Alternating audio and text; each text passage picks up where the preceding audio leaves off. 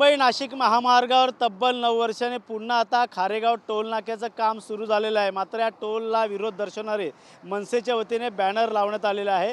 पाहिलं तर मनसे नेते अविनाश जाधव यांनी ठाणेकरांना जागे व्हा, एक नवीन टोल नाका आपल्या माथी मारला जात आहे। खारेगाव टोल नाका सतर्क व्हा, आत्ताच एकत्र या, अशा आशयाचे बॅनर, जनजागृतीचे बॅनर मुंबई नाशिक महामार्गावरील खारेगाव टोल नाका या परिसरात लावण्यात आलेले आहे।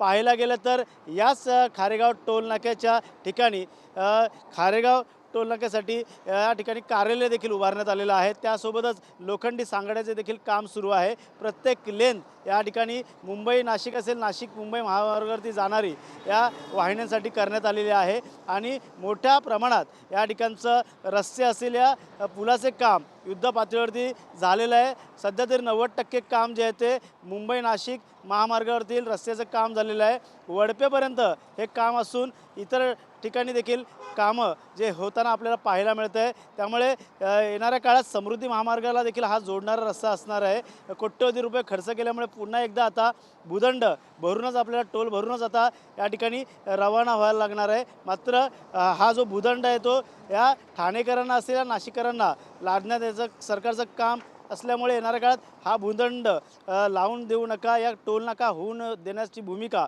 मनसे नेते अविनाश जाधव यांनी घेतलेली आहे। त्यामुळे येणाऱ्या काळात आता याच टोल नाक्यावरती 9 वर्षापूर्वी मनसेने आंदोलन केलं होतं, टोल नाका बंद पाडण्यास सरकारला भाग पाडण्यात आलं होतं। मात्र पुन्हा आता नव्याने हा टोल नाका, खारेगाव टोल नाका उभारण्यात येत असून येणाऱ्या काळात आता मनसेच्या वतीने कशाप्रकारे पुन्हा आंदोलन केलं जाईल हे देखील पाहणं गरजेचं राहणार आहे।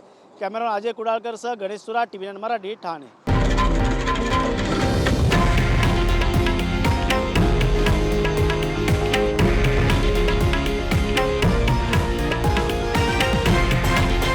हे आहे देशातील नंबर 1 न्यूज नेटवर्क आणि आपण पाहत आहात TV9 मराठी, एकमेव।